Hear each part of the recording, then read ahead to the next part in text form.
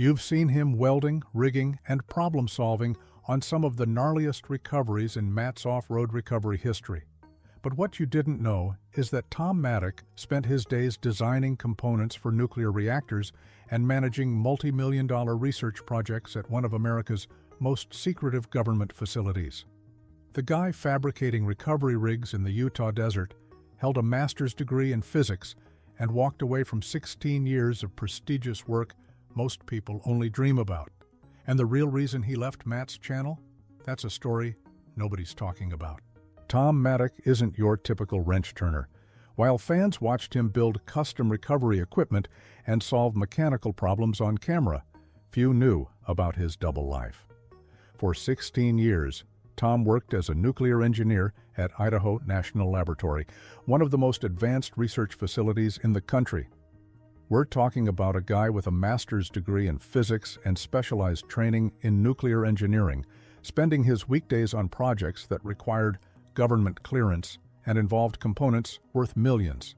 His job wasn't just technical, it was high stakes.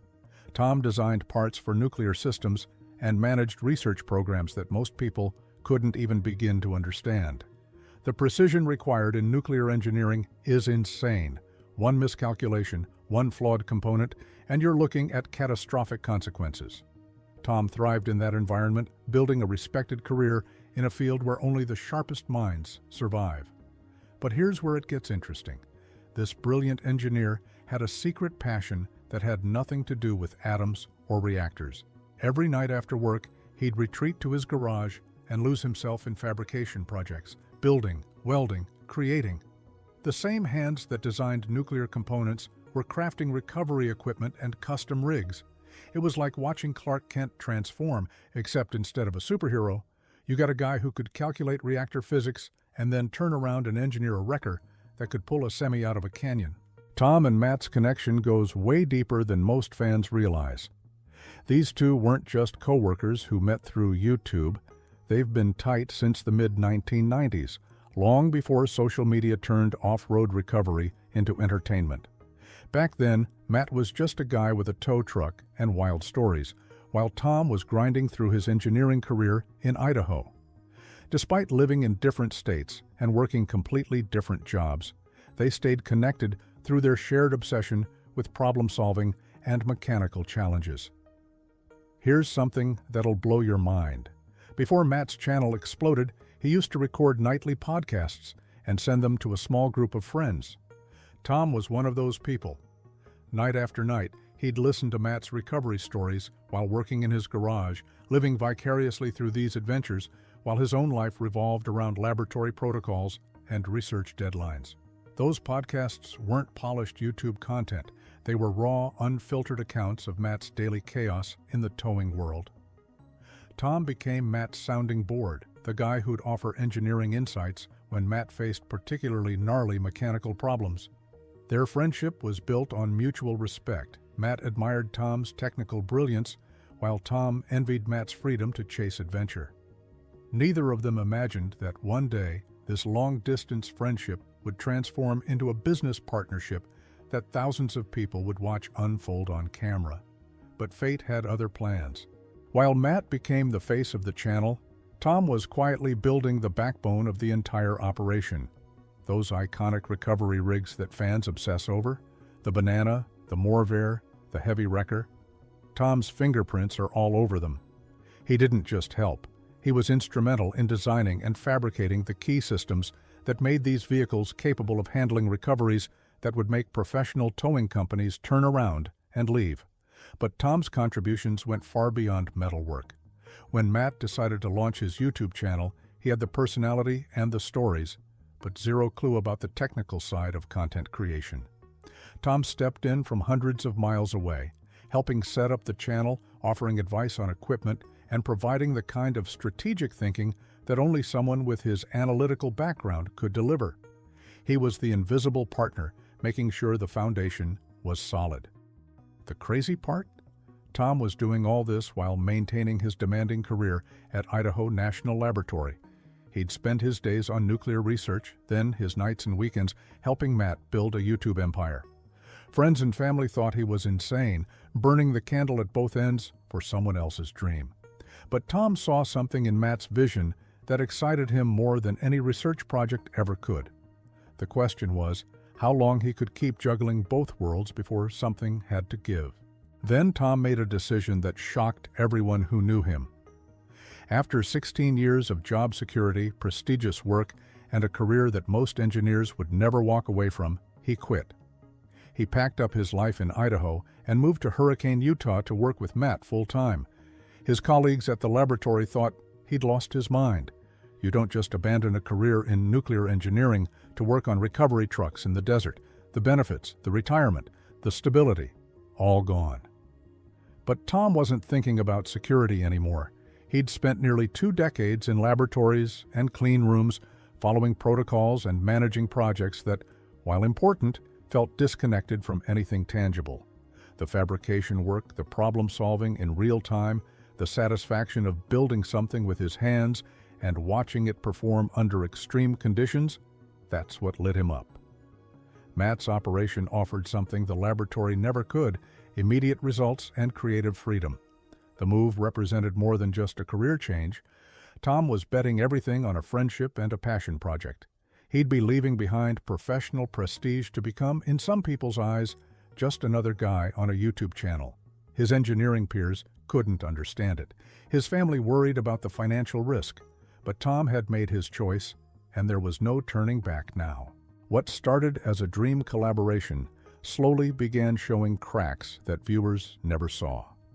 Working alongside your best friend sounds perfect until you're doing it every single day, under pressure, with cameras rolling and deadlines looming. Tom went from being the occasional helper who'd fly in for specific projects to being a full-time employee embedded in daily operations. That shift changed everything between them. The dynamic that worked when Tom was the long-distance advisor helping his buddy didn't translate well to daily workplace reality. Suddenly, there were expectations, responsibilities, and the stress of keeping content flowing for a channel with hundreds of thousands of subscribers. When your hobby becomes your job, it stops being an escape and starts being a grind.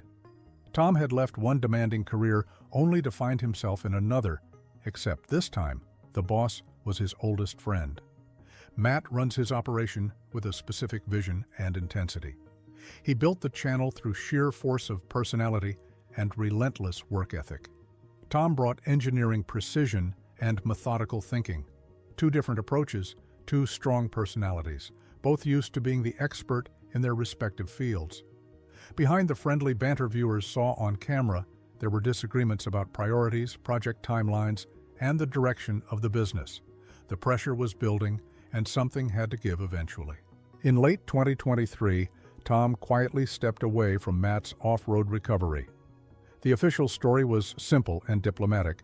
Tom wanted to focus on his own business, Tom's shop, and pursue his own projects. Matt and Tom both maintained that everything was cool, just 2 friends going separate directions professionally. But anyone paying attention could sense there was more to it than that. Tom didn't just reduce his involvement, he left entirely. After uprooting his entire life, walking away from a prestigious career, and investing years into building Matt's operation, he was done. The timing raised questions. The channel was more successful than ever, bringing in serious revenue. Why would Tom leave right when the payoff for all that hard work was finally materializing? The explanations felt rehearsed, carefully worded to avoid any hint of conflict. Neither Tom nor Matt has publicly discussed what really happened. There are no dramatic call-out videos, no he said drama, just a conspicuous absence and vague statements about pursuing different paths.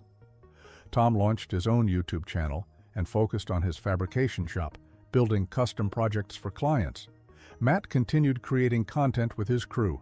On the surface, everything looked amicable, but the sudden nature of the split, combined with how little either has said about it, left fans speculating about what went down behind closed doors. Today, Tom Maddock runs Tom's shop, creating custom fabrication projects and building his own YouTube following. He's back to working on his own terms, taking on projects that challenge him without the pressure of feeding the content machine. His channel showcases the engineering brilliance that made him invaluable to Matt's operation, except now he's the one calling the shots. He seems genuinely happy, doing what he loves without the complications that come from mixing friendship with business. Tom's story reveals something important about following your passion. Sometimes the dream doesn't look like you imagined. He left a secure career for creative freedom, only to find that freedom came with its own set of chains. Working with your best friend sounds ideal until professional disagreements start affecting personal relationships. The fabrication work he loved became just another job with expectations and stress. The unanswered questions linger. What really caused the split? Was it purely professional differences, or did personal friendships suffer irreparable damage? Could they have structured things differently to make it work? Tom's not talking, and Matt's moved on. Maybe that's for the best. Sometimes the truth behind closed doors should stay there, and both men seem content, letting their work speak for itself, rather than airing whatever grievances might exist. The friendship that started in the 90s took an unexpected turn, and only Tom and Matt know the full story. Retry.